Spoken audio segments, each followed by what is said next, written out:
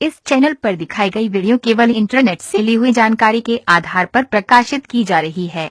देश की आजादी जो बाबा साहब अम्बेडकर की वजह से मिली, आइए जानते हैं कैसे।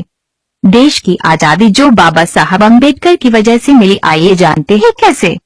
बाबा साहब ने ब्रिटिश कोर्ट में मुकदमा दायर किया और वहां उन्होंने ये सिद्ध किया कि भारत को आजादी मिलनी चाहिए, क्योंकि भारत एक स्वतंत्र राष्ट्र के रूप में खुद की जिम्मेदारी संभालने में सक्षम है, इसलिए भारत को आजाद कर देना चाहिए।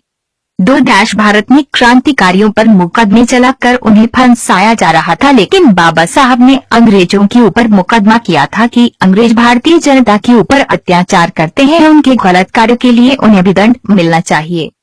फलस्वरूप कई अंग्रेज अधिकारियों को दंड मिला।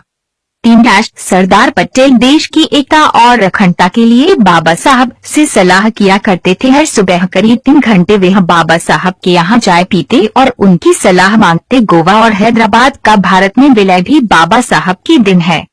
जवाहरलाल नेहरू और पूरे देश के उस समय के किसी भी नेता को ये पता नहीं था कि संविधान क्या होता है, और उसको लिखने में जो समय और परिश्रम चाहिए इन बाकी लोगों के बस की बात नहीं थी, और जब तक संविधान नहीं बनता आजादी मिलती नहीं।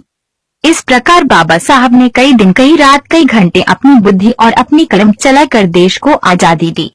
आजकल लोग 4 घंटे पढ़ने लिखने में परेशान हो जाते हैं, भाग जाते हैं। जरा सोचिए बाबा साहब ने 2 वर्ष 11 माह 18 दिन कैसे लगातार लिखा होगा, वो भी हर चीज तर्क और न्याय की कसौटी पर।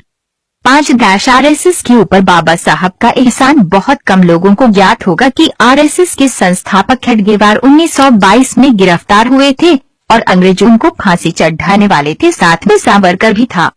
लेकिन बाबा साहब ने इन दोनों की पैरवी की, मुकदमा लड़ा और जेल से रिहा कराया। उस समय हेडगेवार ने बाबा साहब के आगे हाथ जोड़ लिया था। सबसे बढ़कर ये कि बाबा साहब ने हिंदुओं की जान बचा दी। उस समय अगर बाबा साहब और उनको समर्थकों ने बौद्ध धर्म को छोड़कर किसी और धर्म को अपना लिया होता तो इस्लामी ईसाइयों की संख्या बढ़ जाती और हिंदुओं पर अत्याचार हो जाता, लेकिन बाबा साहब ने बदले की नहीं, शांति की नीति अपनाई और बौद्ध धर्म का चुनाव किया। और भी ऐसी न जाने कितनी एहसान है बाबा साहब के इस देश पर।